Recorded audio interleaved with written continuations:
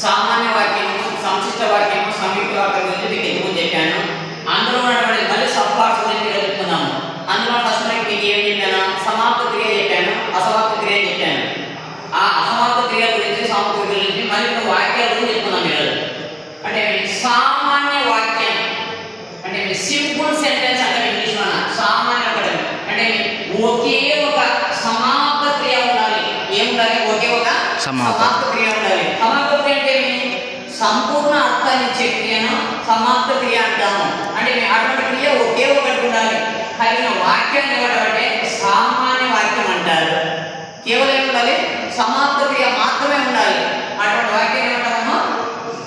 సామాన్య వాక్యం అంటారు. అంటే అసమాప్త క్రియలు అసలు ఉండకూడదు. ఇందులో అసమాప్త క్రియలు అనేవి ఉండకూడదు.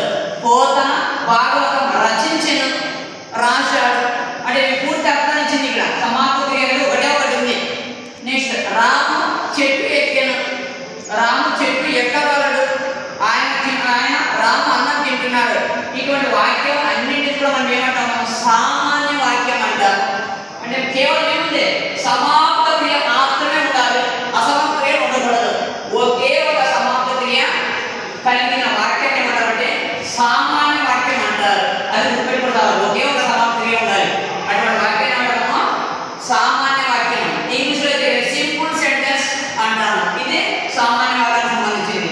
నెక్స్ట్ సంశ్లిష్ట వాక్యం. సంశ్లిష్ట వాక్యం కాంప్లెక్స్ సెంటెన్స్ అంటారు. దాన్ని కాంప్లెక్స్ సెంటెన్స్ అంటాము. అంటే ఒకటైనా ఉండొచ్చు లేదా అంటే సంశ్లిష్ట వాక్యం అంటే కాంప్లెక్స్ సెంటెన్స్ అంటాము. ఒకటైనా ఉండొచ్చు లేదా ఒకటి కంటే ఎక్కువ ఉండాలి.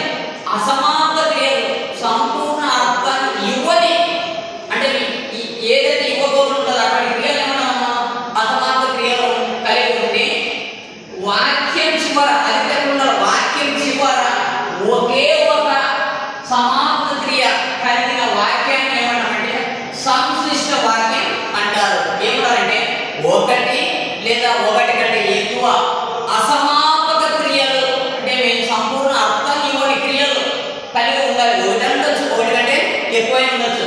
అంటే లాస్ట్ వాక్యం చివరి ఏముండాలి? ఒకే ఒక సమాపక క్రియ కలిగిన వాక్యం ఇవ్వడం అంటే సంశ్లిష్ట వాక్యం అంటారు. అందులో కొన్ని సబ్పార్ట్స్ ఉన్నాయి.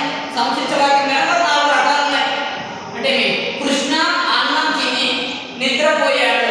తిని అంటే మీ ఆల్రెడీ జరిగిపోయింది, భూతకాలం సంబంధించింది. అంటే భూతకాలంలో ఏదైతే ఉందామో దాన్ని వార్తక వాక్యం అంటారు. వార్తక క్రియ అంటాము లేదా వార్తక వాక్యం అంటాము. అంటే కృష్ణ అన్నం తిని నిద్రపోయాడు, మధు చెట్టు ఎక్కి మామిడి పండు తిని కిందికి వచ్చాడు. అటువంటి వాక్యాన్ని ఏమంటామంటే వార్తక వాక్యం అంటారు. ఆల్రెడీ జరిగిపోయింది అది. నెక్స్ట్ సీత టీవీ చూస్తూ నిద్రపోయింది. చూస్తూ అంటే ఇప్పుడు ప్రెజెంట్ అన్నమాట, ఆల్రెడీ వర్తమాన కాలంలో ఉంది. సీత టీవీ చూస్తూ నిద్రపోయింది. ఇటువంటి వాక్యాన్ని ఏమంటామంటే శబ్దాత్మక వాక్యం అంటారు. ఇవన్నీ మేము సంశ్లిష్ట వాక్యంలోనే సబ్పార్ట్స్. ఇవన్నీ సంశ్లిష్ట వాక్యంలోనే ఇవన్నీ రకాలు శబ్దాత్మక వాక్యంగా అంటాము. నెక్స్ట్ వర్షాలు కురిస్తే అంటే భవిష్యత్ కాలం సంబంధించింది. వర్షాలు కురిస్తే పంటలు పండుతాయి. అంటే అది జరుగుతుంది. దాన్ని హేతువాక్యంగా కూడా అంటాము, చేదత్మక వాక్యం అంటాము. ఇక్కడ చే ఉంది, ఇక్కడ కురిస్తే ఏ అంటే సౌండ్ వినిపించాలి. వర్షాలు కురిస్తే పంటలు పండుతాయి. దీన్ని ఏమంటాము? చేదత్మక వాక్యం కూడా అంటాము. నెక్స్ట్ కష్టపడి చదివినా అంటే నీవు కష్టపడి చదివినా ఉద్యోగం రాలేదు. వర్షాలు కురిసినా పంటలు పండలేదు. ఎప్పుడైనా కానీ కురిసినా, చదివినా, పడినా, గెలిచినా అటువంటి పదాలు నాకు అభ్యర్థక వాక్యం అంటారు. కష్టపడి చదివినా ఉద్యోగం రాలేదు, కష్టపడి చదివినా ఉత్తీర్ణుడు కాలేదు. ఇటువంటి వాక్యాన్ని అభ్యర్థక వాక్యం అంటారు. ఇవన్నీ సంశ్లిష్ట వాక్యంలో చిన్న మళ్ళీ వాక్యాలు ఇవన్నీ.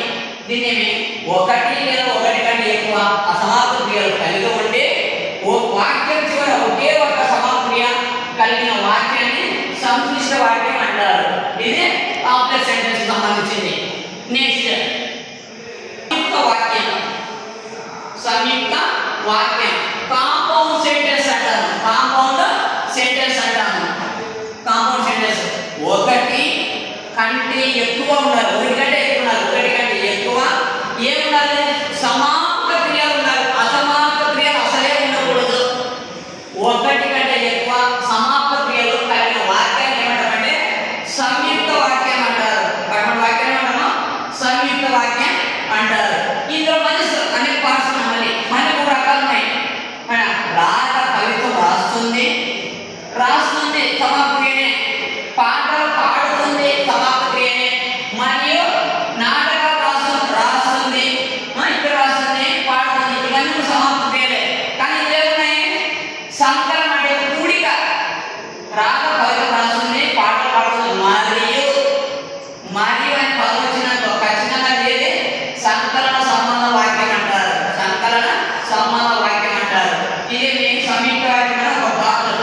నెక్స్ట్, ప్రసాద్ గుంటూరు విజయవాడ వెళ్ళాడు అంటే మీ వికల్పము, అంటే జరుగుతుందా జరగదు అంటే మీది అక్కడ తెలియదు.